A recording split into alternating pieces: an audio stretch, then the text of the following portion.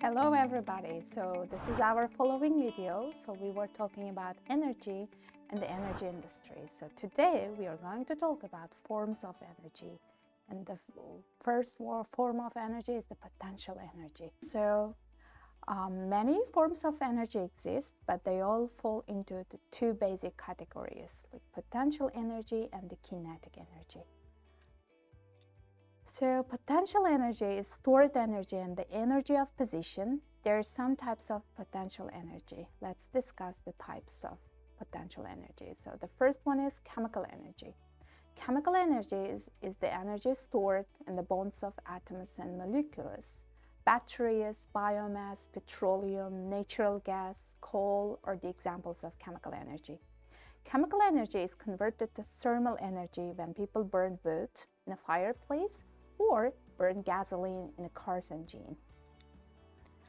So these are the examples of the chemical energy.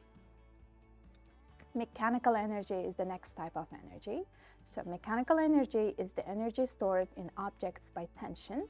Compressed springs and stretched rubber bands are the examples of stored mechanical energy. So there you can see the examples.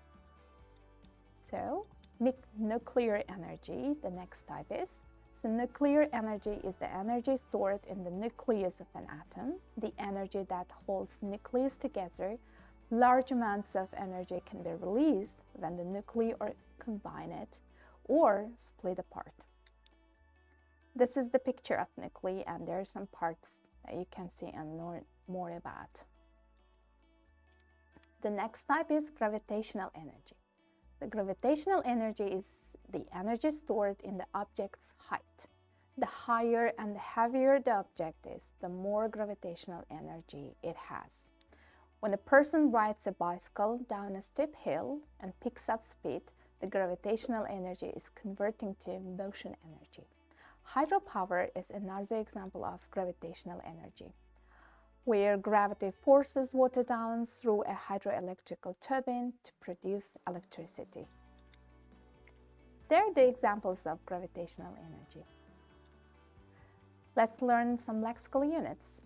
So there are given some words with the definitions, with the synonyms of the word. So you have to match the synonyms with the words. For example, let's do one of them. So release means to emit something, to produce something. So release goes for emit. There are some other tasks also. In this task, we have given you some words connected with the topic that we have learned today, and you have to fill the gaps with these words.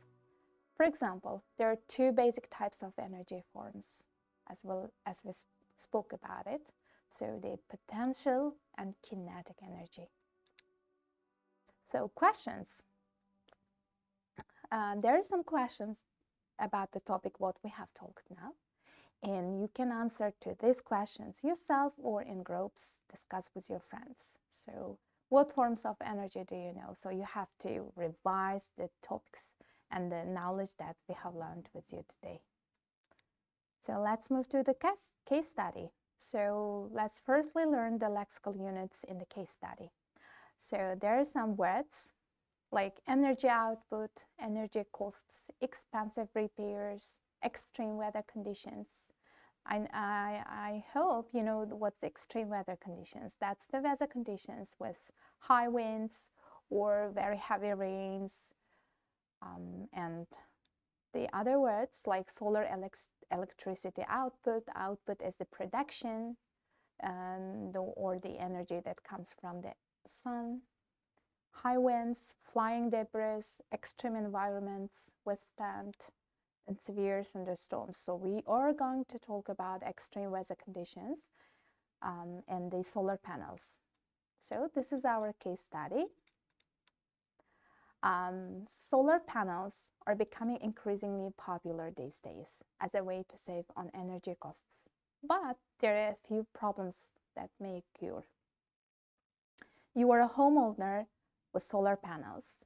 However, you live in the area with extreme weather conditions, like severe thunderstorms, heavy rain, or floods. Solar panels generally perform well in extreme weather environments. However, in some cases, soiling, heavy rain, snow, and other weather conditions can affect solar electricity output. Your solar panels have been damaged from high winds or flying debris. As a result, you are suffering from lower efficiency energy output. Some steps should be taken to prevent even more expensive repairs that may possibly happen. So you are going to suggest some very efficient ways to solve the problem, like to remove any debris or to prevent further damages. So there are some questions on the case study that you can discuss with your friends and come up with the possible solution. What's the problem? So you have to identify the problem and the solutions and the causes of the problem. So this case study can be helpful for you to build up your knowledge on energy and to develop your problem-solving skills and your speaking skills, of course. So you can discuss with your friends. So this is all for today. Thank you for your attention. Goodbye.